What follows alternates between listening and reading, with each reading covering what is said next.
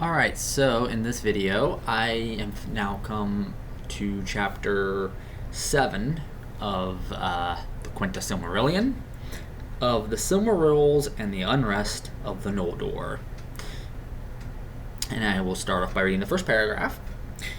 In that time were made those things that afterwards were most renowned of all the works of the elves. For Feanor, being come to his full might, was filled with a new thought, where it may be that some shadow of foreknowledge came to him of the doom that drew near. And he pondered how the light of the trees, the glory of the blessed realm, might be preserved imperishable.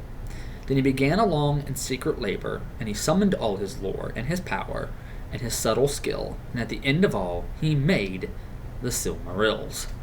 This is, of course, where we get Silmarillion from, which means of the Silmarils, which are the main focus of this book. And now that we have come to that, there was 3 of them that he made. They were bright. The Valar hallowed them. So now, if anything, and later on, if anything evil touches them, it will burn them, as we will find out as we get to chapter 9 here soon. And all the elves got to enjoy their beauty. Melkor, of course, is lusting after these things. And he begins to talk to Feanor and to the Noldor, and he deceives them. Because he is the great deceiver, just like Satan is in our world. He is a deceiver, a liar, the father of lies. And he begins to poison the mind of Feanor, making him think, all the Noldor, and he tries to do it with all the elves, really, that the Valar are only keeping you here, they're keeping you here against your will, because they're jealous of you, and then he tells them about men, which the elves have not been told about mankind coming. And he basically tells lies and tells them, they're going to replace you.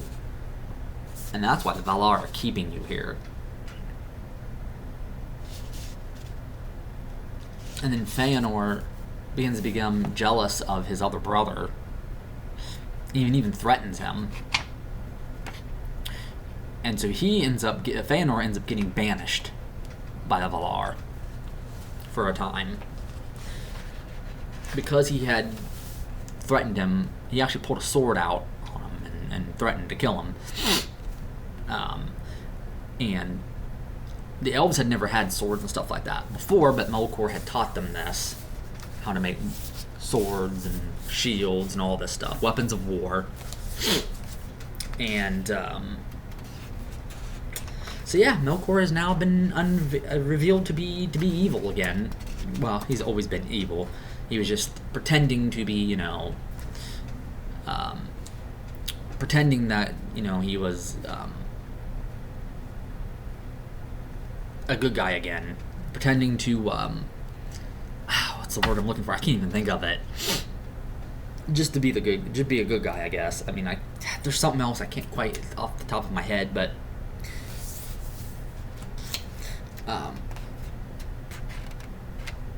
in the Melkor, it's finally uncovered what he has done. And so in chapter 8, he goes into hiding. And he goes to this other spirit who has taken this form of a giant spider.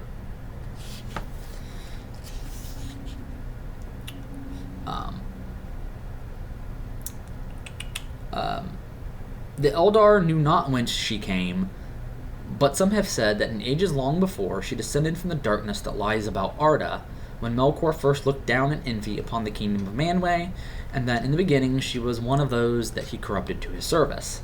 But she had disavowed her master, desiring to be mistress of her own lust, taking all things to herself to feed her emptiness, and she fled to the south, escaping the assaults of the Valar and the hunters of Orome, for their vigilance had ever been to the north, and the south was long unheeded. Then she had crept towards the light of the blessed realm, for she hungered for light and hated it.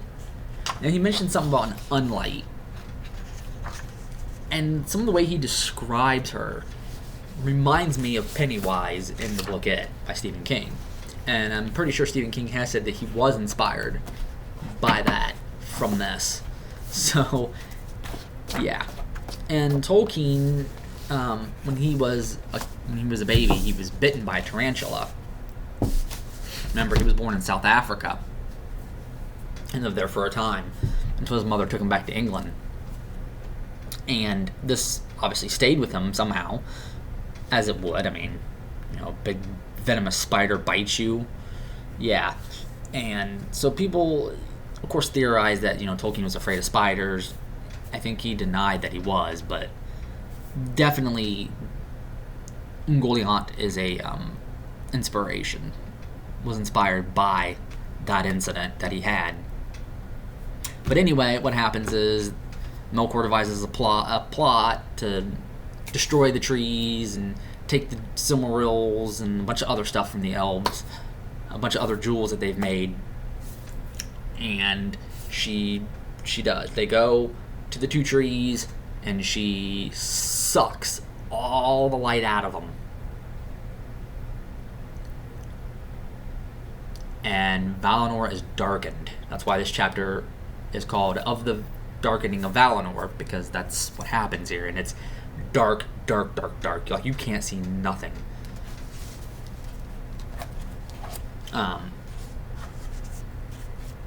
And, of course, they pursue Melkor, the Valar do, and, of course, they're not able to catch him.